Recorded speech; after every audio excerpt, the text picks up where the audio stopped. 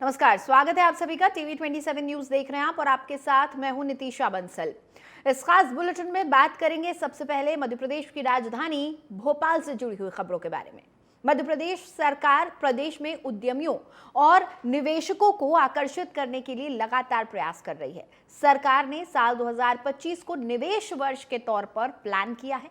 Media से चर्चा करते हुए सीएम डॉक्टर मोहन यादव ने कहा कि प्रदेश में निवेश आकर्षित करने विभिन्न अंचलों में क्षेत्रीय स्तर पर इंडस्ट्री कॉन्क्लेव होंगी और इसके साथ ही प्रदेश के बाहर रोड शो भी समानांतर चलाए जाएंगे। हाल ही में मुंबई में औद्योगिक समूहों के साथ निवेश की संभावनाओं पर चर्चा कर लौटे सीएम डॉक्टर मोहन यादव ने कहा कि रीजनल इंडस्ट्री कॉन्क्लेव और प्रदेश के बाहर के रोड शो समानांतर चलेंगे। अब ये कॉन्क्लेव अन्य अंचलों में भी किए जाएंगे। सरकार ने कुछ समय पहले ऐसी एक कॉन्क्लेव उज्जैन में की थी। अब 20 जुलाई को जबलपुर में ये कॉन्क्लेव होगी। डॉक्टर यादव ने कहा कि राज्य में इंडस्ट्रियल बेल्ट में बुनियादी सुविधाओं पर भी काम हो रहा है। जब अपने आप प्रदेश के बाहर देश वालों से बात कर रहे हैं तो विदेशी निवेशकों से जोड़ करके भी भविष्य में जो हमको मालूम है आसपास के देशों के अंदर जो अभी वर्तमान के हालात है, ऐसे में से कई इन घटनाओं के कारण से ऐसे निवेशक अब अपने भारत में मध्य प्रदेश में संभावना ढूंढ रहे हैं। तो हमने ताइवान, मलेशिया इत्यादि विदेशी प्रतिनिधि मंडल के साथ भी मीटिंग की है। आपकी जानकारी में हुआ कि अलग अलग समय पे अपने भोपाल में भी यहाँ के विभिन्न काउंसलरों ने आकर मुलाकात की थी, वाणिज्यिक काउंसलरों ने, उसमें अमेरिका, इजराइल ऐसे कई लोग आए हैं। इनके माध्यम से वहाँ के निवेशक भी आए, सरकार का परस्पर भरोसा बने, इस पे हम काम कर रहे हैं। साथ ही साथ जो अभी इंडस्ट्रियल बेल्ट हमारे जहाँ डेवलप है उनके अंदर कोई सड़क है, इंफ्रास्ट्रक्चर के काम है, उस पर भी ठोस काम करते हुए जो बनी हुई रचना उसको अच्छा करना और नवीन इलाके डेवलप करना। और भोपाल में एनएसयूआई अपनी मांगों को लेकर सीएम हाउस का विरोध करने जा रही थी, तभी पुलिस ने वाटर कैनन और आंसू गैस से भीड़ को खदेड़ा। इस मौके पर एनएसयूआई के प्रदेश अध्यक्ष आशुतोष चौकसे घायल हो गए, जिन्हें भोपाल के सिद्धांत हॉस्पिटल में भर्ती करवाया गया है। आशुतोष चौकसे को देखने कांग्रेस प्रदेश अध्यक्ष जीतू पटवारी सहित एनएसयूआई के राष्ट्रीय अध्यक्ष वरुण चौधरी पहुंचे। उनके साथ जयवर्धन सिंह और मुकेश नायक भी अस्पताल पहुंचे। इस मौके पर जीतू पटवारी ने कहा कि परमिशन लेकर आंदोलन का हश्र बीजेपी किस तरह कर सकती है, ये देखने को मिल रहा है। कांग्रेस के कार्यकर्ताओं को निर्मम तरह से मारना ये लोकतंत्र का गला घोंटना है। तो नेट और नर्सिंग घोटाले के खिलाफ आंदोलन था। क्या बर्बरता होती है प्रशासन की, क्या दमनिया कानून होता है, क्या होती है निर्ममता से एक संवैधानिक आंदोलन के अनुमति लिए हुए आंदोलन को कुचलना, ये आज बीजेपी के प्रशासन ने किया है। ये मैसेज है मध्य प्रदेश की जनता के लिए कि आप लोग बीजेपी को वोट दो। बीजेपी नर्सिंग और अलग अलग भर्तियों और एग्जाम्स के घोटाले करके आपके बच्चों का गला।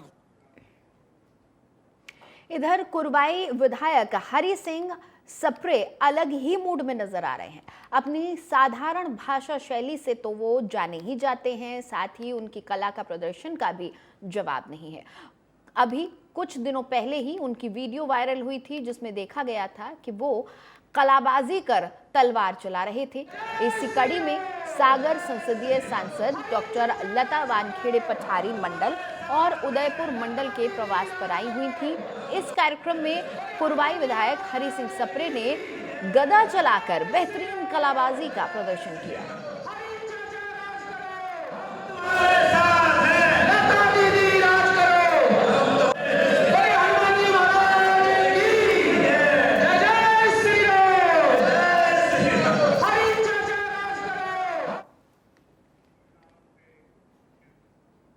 इधर बेगमगंज बस स्टैंड पर विशाल जनसभा का आयोजन किया गया, जहां आभार सभा को संबोधित करते हुए शिवराज सिंह चौहान ने कहा कि जान भले ही चली जाए, आपके विश्वास को टूटने नहीं दूंगा। मुझे बहनों ने आशीर्वाद दिया, भांजे भांजियों, बुजुर्गों, नौजवानों, किसानों और मजदूरों सभी ने आशीर्वाद दिया। कई मतदान केंद्र तो ऐसे थे जहां 97% मतदान हुआ। कांग्रेस को सिर्फ 7-8 वोट ही मिले, बाकी मतदाताओं ने सारे वोट भारतीय जनता पार्टी को, मामा को दे दिए।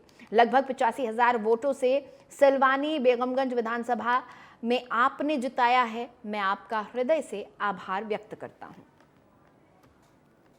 मेरी बहनों, मैं नहीं जानता कि मंदिर में जाके आरती और पूजन करेंगे तो भगवान प्रसन्न होकर दर्शन देगा कि नहीं देगा।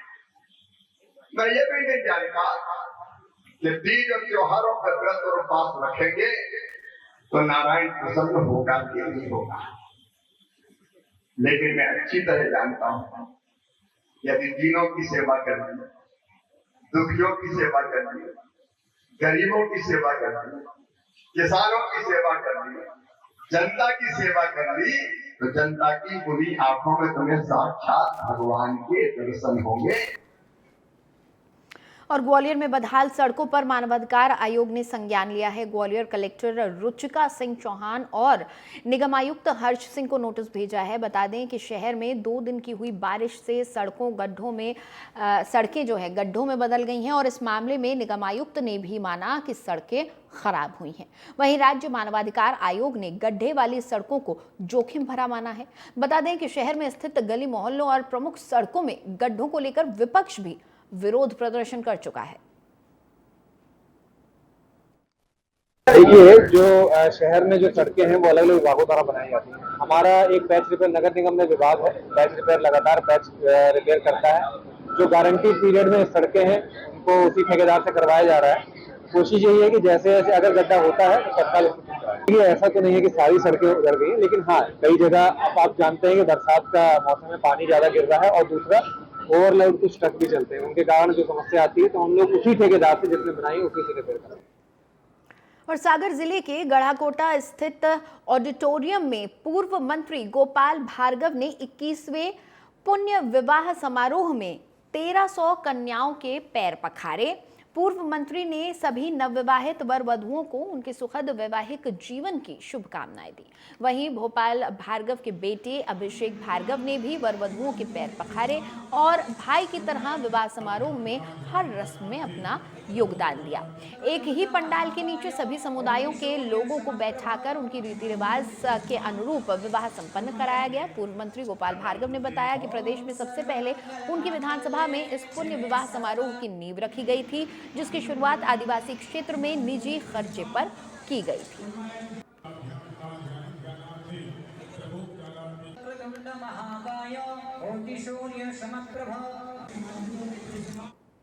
इधर सीहोर में बड़ा बाजार में भैरू मंदिर में 2 नाबालिगों द्वारा कथित तोड़फोड़ किए जाने का मामला सामने आया है। इसको लेकर हिंदू संगठनों ने आरोपियों के मकान पर बुलडोजर चलवाने की मांग की है और कलेक्टर कार्यालय का घेराव किया है। तो वहीं संगठन ने आक्रोश रैली निकाली और कलेक्टर कार्यालय पहुंचकर जोरदार नारेबाजी के बीच कलेक्टर के नाम ज्ञापन सौंपा।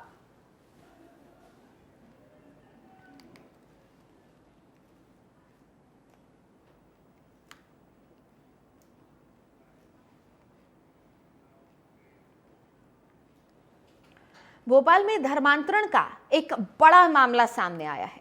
भोपाल पुलिस ने धर्मांतरण करवा रही 3 क्रिश्चियन नर्सों को गिरफ्तार किया है। गिरफ्तार की गई नर्सों पर आरोप है कि वो एक इलाके में धर्मांतरण के लिए पोस्टर बांट रही थी और धर्म बदलने के लिए प्रलोभन दे रही थीं।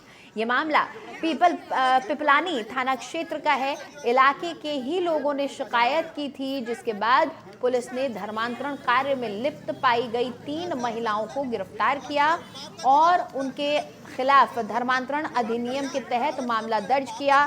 पुलिस अब जांच कर रही है कि तीनों ने अब तक कितने लोगों का धर्मांतरण करवाया है। नहीं आपके नहीं बटना, आप महिला है, आप बिल्कुल नहीं बटेंगे। क्रिश्चियन धर्म का प्रचार कर रहे हैं तथा जो हिंदू परिवार रहते हैं स्लम एरिया में उनको जो है ईसाई धर्म अपनाने के लिए जो है पैसे का ऑफ़र और बच्चों की अच्छी एजुकेशन का ऑफ़र दे रहा है। तो उन्होंने लिखित आवेदन दिया कि मुझे जो है 20 लाख रुपए का प्रलोभन दिया गया और मेरे बच्चों के एजुकेशन के लिए मुझे ऑफ़र दिया गया, अगर तुम हिंदू धर्म अपना क्रिश्चियन धर्म।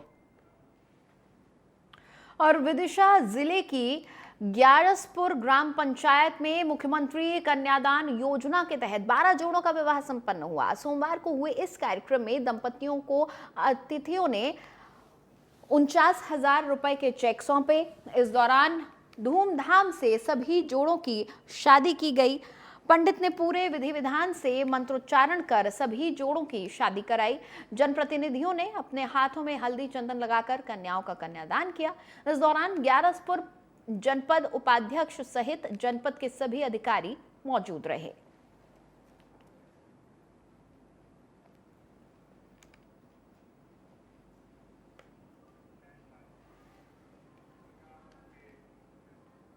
और उमरिया जिले के पाली जनपद अंतर्गत घुनघुटी में आयोजित सामूहिक विवाह कार्यक्रम को चिनकी गांव की महिलाओं ने रुकवाया। दरअसल घुनघुटी में सामूहिक विवाह का कार्यक्रम आयोजित किया गया था, जिसमें 75 अविवाहित जोड़ों ने अपना रजिस्ट्रेशन करवाया था।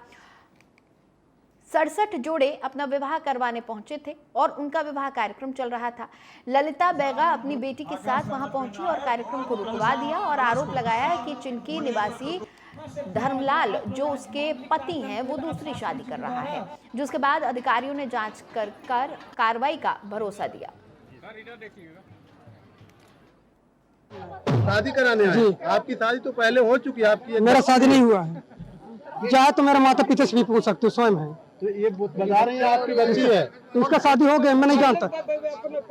नहीं तो शादी करने के बाद किसका होता है आप बताइए। नहीं तो शादी क्यों करवाए हो आप शादी करवाने के बाद हमारा पत्नी नहीं हो सकती है। तो ये बच्चा कहाँ था आप लोग जब शादी कर रहे थे? मेरे घर में आज तक ये बिटिया नहीं रहे सर, आज तक नहीं रहा। चाहे तो मेरे गांव के भी पूछ लो, अगर ये लड़की मेरे घर में रात हुई तो बता दूं मैं अभी। बेटी किसकी है? बेटी किसकी है? ये लड़की, इसे तो मैं नहीं जानता सर। आपकी लड़की नहीं है? आपकी लड़की नहीं? नहीं, मेरा शादी ही नहीं हुआ तो मैं क्या जानूं। समस्या है ये बेटी छटका दिया है, अपना शादी करा रहे हैं दूसरी। आपकी शादी हो चुकी थी पहले? मेरा शादी हुई है। आपके पति शादी कर रहे हैं? आप पति शादी दूसरी करा रहे हैं। वहीं भोपाल के जहांगीराबाद इलाके में प्रतियोगी परीक्षा की तैयारी कर रही छात्रा से रेप का मामला सामने आया है। आरोपी युवक खुद को पुलिसकर्मी बताता था। दोनों की दोस्ती सोशल मीडिया पर हुई थी। शादी का झांसा देकर आरोपी बीते 8 महीने से युवती के साथ शारीरिक संबंध बनाता रहा था। मामले में पुलिस ने केस दर्ज कर लिया है। आरोपी युवक की फिलहाल गिरफ्तारी नहीं की जा सकी है, उसकी तलाश चल रही है।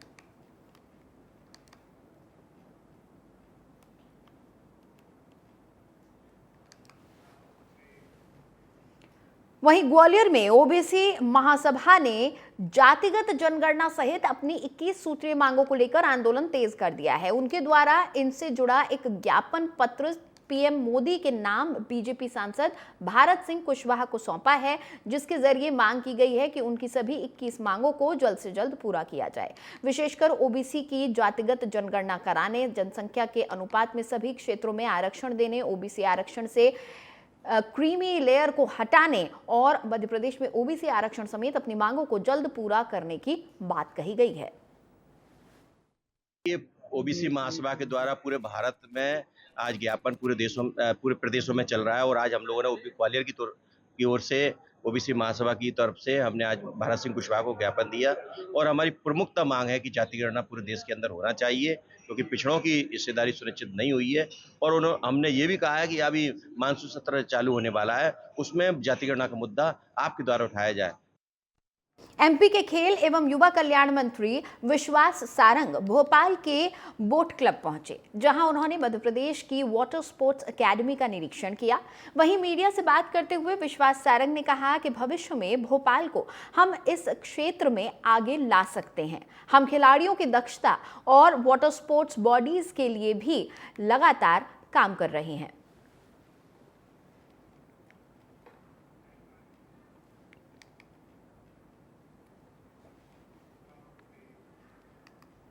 और आगे बढ़ते हुए बात अब छत्तीसगढ़ की कर लेते हैं। बड़ी खबर इस वक्त राजधानी रायगढ़ से है। मजदूरों से भरी हुई एक पिकअप के पलटने की खबर सामने आई है। 3 लोगों की मौके पर ही मौत हो गई है। इस हादसे में 20 लोग घायल हुए हैं। घायलों को अस्पताल में भर्ती करवाया गया है। बरमकेला क्षेत्र के जंगल रोड में पिकअप के पलटने की खबर सामने आई है। ये पूरा मामला सारंगगढ़ थाना क्षेत्र का है। छत्तीसगढ़ के रायगढ़ जिले में मजदूरों से भरी एक तेज रफ्तार पिकअप पलट गई है, जिसमें 3 की मौके पर ही मौत हो गई, जबकि 20 लोग घायल हुए हैं। घायलों को अस्पताल में भर्ती करवाया गया है, जहां उनका इलाज चल रहा है। पूरा मामला सारंगगढ़ थाना क्षेत्र का है। हादसे की सूचना मिलते ही पुलिस मौके पर पहुंची और सभी घायलों को इलाज के लिए अस्पताल में भर्ती करवाया गया है। बताया जा रहा है कि मंगलवार को 20 से 25 मजदूर एक पिकअप वाहन में सवार होकर सारंगगढ़ के बरमकेला क्षेत्र की ओर जा रहे थे। तभी जंगल रोड के पास मजदूरों से भरी ये पिकअप पलट गई।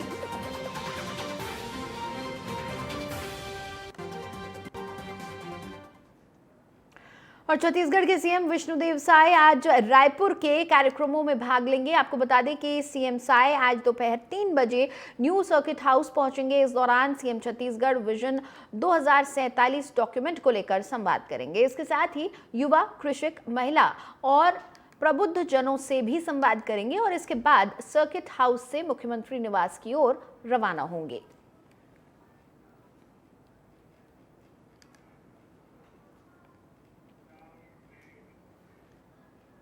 छत्तीसगढ़ में 22 जुलाई को लाखों की संख्या में बेरोजगार युवा विधानसभा का घेराव करने की तैयारी में है। ये घेराव प्रदेश में 33,000 शिक्षक भर्ती की मांग को लेकर किया जाएगा। प्रशासन को प्रदर्शन को लेकर ज्ञापन सौंप दिया गया है। डीएड बीएड संघ के अध्यक्ष दाऊद खान ने इसकी जानकारी देते हुए बताया कि प्रदेश के बेरोजगार युवा मंत्री ओपी चौधरी के बयान का विरोध कर रहे हैं। दरअसल वित्त मंत्री ओपी चौधरी ने बेरोजगारी और सरकारी नौकरी की भर्तियों को लेकर कहा था कि केवल 1% युवा ही लायक हैं। इस बयान को लेकर अब प्रदेश के बेरोजगार युवाओं में आक्रोश भर गया है। बता दें कि कांग्रेस पहले ही कानून व्यवस्था को लेकर विधानसभा घेराव का ऐलान कर चुकी है।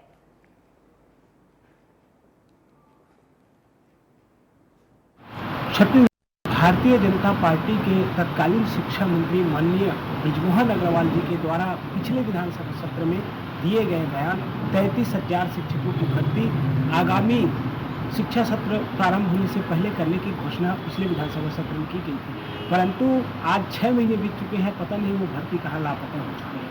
तो आज हम छत्तीसगढ़ प्रशिक्षित जेल बीट संगठन के साथ ही इसी कड़ी में 33,000 शिक्षक भर्ती का नोटिफिकेशन जारी करवाने की मांग को लेकर आज हम कलेक्टर के पास पहुंचे थे और उन्हें आवेदन देने के लिए पहुंचे थे कि हम 22 जुलाई दिन सोमवार को हम विधानसभा का घेराव करेंगे।